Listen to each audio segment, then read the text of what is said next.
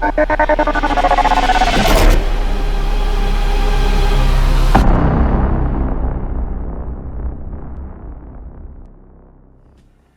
everyone, Chandler here, lead community developer of Historica the Educational Trading Card Game, and in today's video we're going to be talking about setting up the game. This video is the first video in our tutorial series for how to play Historica, so let's jump right in. So we're going to be following along with the instruction manual found on historicacards.com to see how we begin the game, set up the game, and take our first turn. But in this video we're really just going to be covering how to set up the game and get to that first turn. So to begin, we need to have a deck. Each player starts with a deck consisting of at least 55 cards. This deck must include 5 different historic squad members, which are included in the total for determining the total number of cards. You can have more than the base 50 cards in your deck. You could have 60, 70, 80, 100, 1,000 if you would like, but that minimum is set at 50. You, however, cannot have less than or more than 5 historic squad members that make up your sideline. And today we're playing with George Washington, Alexander Hamilton, James Madison, Benjamin Franklin, and Samuel Adams. This deck is one of our pre-constructed decks known as Advanced Independence. You can find it on historicacards.com and purchase it if you are interested in checking out the deck. You'll see a little bit more about the deck and how it works in some of the later videos.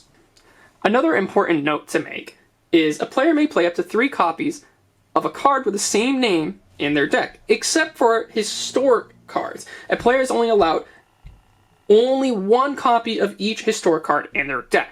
That's kind of what you see over here on the sideline, and there's a couple of other different types of historic cards found throughout this Advanced Independence starter deck. Of course, when we begin the game, each player starts at 0 player points and will accrue player points throughout the course of the game. And we need to discuss with our opponent a fair way of determining who goes first. Maybe you won the last game, so you're going to allow your opponent to take the first turn. You can always roll 2d6, give that a toss and see what you get there, or even a rock, paper, scissors. Once the deck is shuffled, we of course set 5 of our historic squad members on our sideline, and we need to choose from the deck 1 place card to start the game with. So today we have chosen the Settlement, 5 general occupancy, with all occupying pilgrims get plus 10 inspiration value. We'll put that over there, and our opponent would accordingly place a similar place card of their choice, which we're going to have in Engine Room, and face it the appropriate way for them. Deck was already shuffled before this video started, so now we need to take the top 4 cards of our deck, place them here in our treasure chest. We will retrieve these cards later as the game progresses. After we have filled our treasure chest, we would then draw 6 cards from the top of our deck. But we're going to hold on, and we're going to talk about the various zones of the game.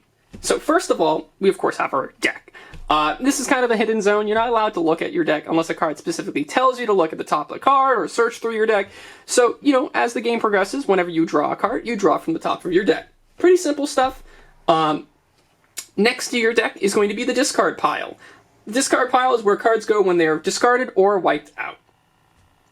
Your hand is also a zone in the game. Right now we don't have a hand. I'll be drawing that just in a little bit of a moment. And this is essentially the cards that you can actively play. A sideline is kind of like a add-on to your hand. There are additional cards that you can play as long as you fulfill the charge cost requirement to play them. Then we have the treasure chest. And this is essentially another hidden zone. Kind of think of it like a second deck. And when you progress through the game, you will be rewarded with these treasure cards to add into your hand. The final zone to talk about is the field of play. And there's a couple of other markers here on the playmat. We have the essence slot down here. We have some squad member slots. And we have some place slots. Finally, we can talk about the field of play. Here in the field of play, we have squad members, essences, events, and places. One thing to note that's important is that you have 1, 2, 3, 4, 5, 6 places slot. You can only have a maximum of 6 places in play between you and your opponent. You can have 1 essence in play. You can have 1 event in play, as well as your opponent. But on each of these places, which is important to note, you can have as many squad members that are allowed based off of the occupancy value of said place. For example, the settlement has a general occupancy of 5, listed here on the left-hand side. So that means between me and my opponent, we could both share that occupancy and have a total number of 5 squad members shared between us. So now we're going to draw our 6 cards for the start of the game. Let's see what we have. We have an Aurora Borealis, a Pilgrim, an Inkwell, a Headless Horseman, Plains, and a Celestial. Seems like a good hand.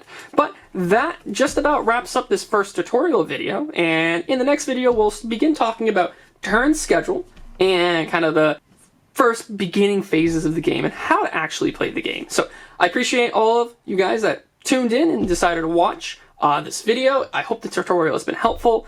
I'll leave some information and links down in the description box below for you to check out if you're interested in finding out more about this game. And thank you all for watching. Have a wonderful day.